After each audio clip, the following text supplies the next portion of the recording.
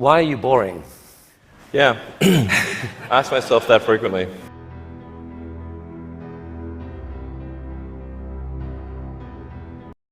A lot of people dreaming about future cities, they imagine that actually the solution is sort of flying cars, drones, etc. You go above ground. Trying to dig a hole under LA, a 3D network of tunnels to alleviate congestion. I think one of the most soul-destroying things is traffic.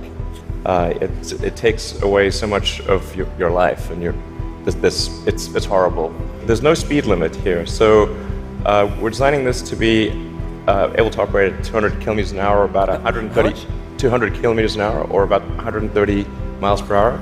There's no real limit to how many levels of tunnel you can have. You can go much further deep than you can go up. The deepest mines are much deeper than the tallest buildings are tall.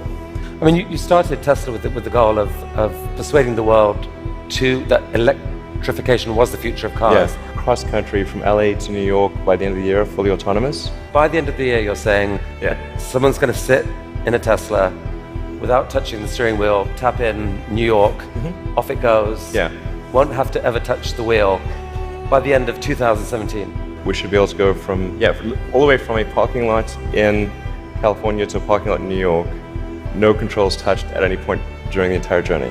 So this is allowing you to dream of this really ambitious idea of sending like many people to Mars in 10 or 20 years time, I guess. In the next 20 years. And you've designed this outrageous rocket to do it. Help us understand the scale of this thing. Well, I think visually you can see that person, the thrust equivalent of 120 747s with all engines blazing. This can take a fully loaded 747 with maximum fuel, maximum passengers, maximum cargo on the 747. This can take it as cargo. You presented recently this interplanetary transport system. This is a scene you picture what in 30 years time, 20 years time? 8 to 10 year time frame. Aspirationally, that's our target. Our internal targets are more aggressive, but I think this vehicle seems quite large, and is large by comparison with other rockets. The future spaceships will be truly enormous.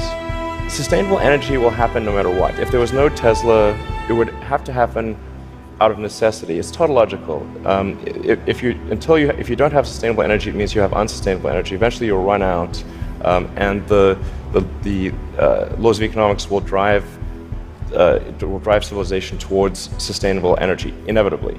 The fundamental value of a company like Tesla is the degree to which it accelerates the advent of sustainable energy faster than it would otherwise occur. In 1969, we were able to send somebody to the moon. Then we had the space shuttle. The space shuttle could only take people to low Earth orbit. Then the space shuttle retired, and the United States could take no one to orbit. So that's the trend. The trend is like down to nothing. This is not. People are mistaken when they think that technology just automatically improves. It does not automatically improve. It only improves if a lot of people work very hard to make it better. And actually, it will, I think, by itself degrade, actually. I look at the future from a standpoint of the probabilities. It's like a branching stream of probabilities. And there are actions that we can take that affect those probabilities, or that accelerate one thing or slow down another thing, introduce something new to the probability stream. That in your mind you dream this stuff, you dream stuff that no one else would dare dream, or no one else would be capable of dreaming at the level of complexity that you do. The fact that you do that, Elon Musk, is a really remarkable thing. It's important to have a future that is inspiring and appealing. I mean, I just think that there have to be reasons that you get up in the morning and you want to live. Like, why do you want to live? What's the point? What inspires you? What do you love about the future? And if we're not out there, if the future does not include being out there among the stars and being a multi-planet species, I find that it's incredibly depressing if that's not the future that we're going to have. I'm not trying to be anyone's savior. That is not the. I'm just trying to think about the future and not be sad. You'll tell me if it ever starts getting genuinely